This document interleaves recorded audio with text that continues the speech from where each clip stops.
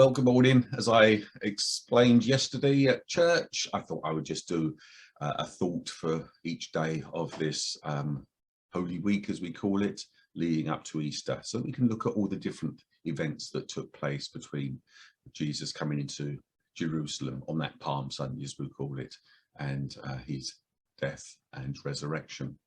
So without further ado, I'm going to pull up Matthew chapter 21, which follows immediately after the entry into Jerusalem. Jesus went straight to the temple and threw out everyone who had set up shop, buying and selling. He kicked over the tables of loan sharks and the stalls of dove merchants. He quoted this text, "My house was designated a house of prayer. You have made it a hangout for thieves." Jesus was none too impressed. He kicked them out. You know, when you think about it, the people there were serving a purpose. Those visiting the temple were expected to pay a temple tax, and that had to be in a Jewish coin rather than a Roman coin. Those that came to the temple would often be required to offer a sacrifice. And so there needed to be doves and other creatures there to be sold for sacrifice. Otherwise, the people would have to bring something all the way from wherever they lived. The problem wasn't that it was there and they were following all the legislation that the Jewish leaders had laid down. It was just that they were being taken advantage of. Can't help but think there's a news item at the moment that touches on that. We have a Chancellor of the Exchequer who says, and I accept he's followed all the rules, but there's a moral question as to whether those rules are really fair on the wider population. But as usual, it's always easy to point the finger, isn't it? It's always easy to sort of look at the fault of another. And the Chancellor of the Exchequer is just so easy to pick on at the moment because of his wealthy wife. But what about you and I? I wonder if Jesus was to come to my house, how many tables he would find worth overturning.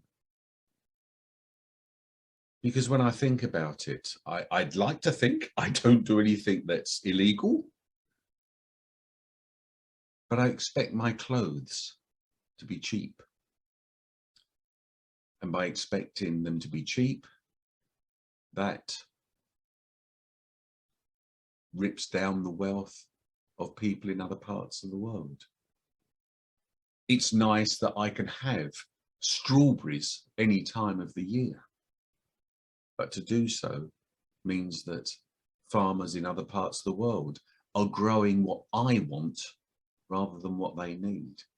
And of course, he does nothing for my carbon footprint. Nothing that I do, I hope, is illegal.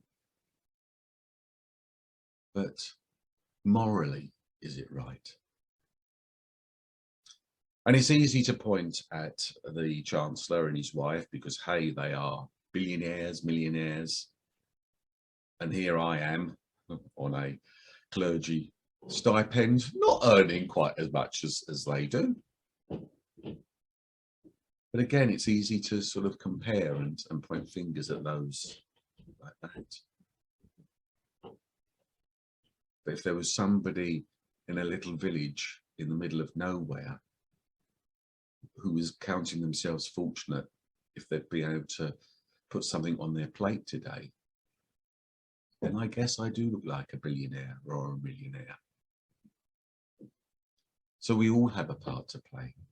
Jesus going into the temple speaks to each one of us, not just to those who might be taken advantage at the front line, as it were. So today, as we approach this Good Friday, where Jesus made the sacrifice for us, let's recognize that some of the sins that we carry out might just be the sin of expecting too much of the money we have. Let's just have a quick prayer.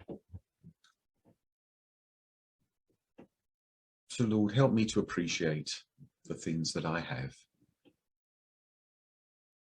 but not to expect too much. Help me to be satisfied with small things. And help me to understand that my wealth, however small it may seem to me, is so much bigger than people in other parts of the world.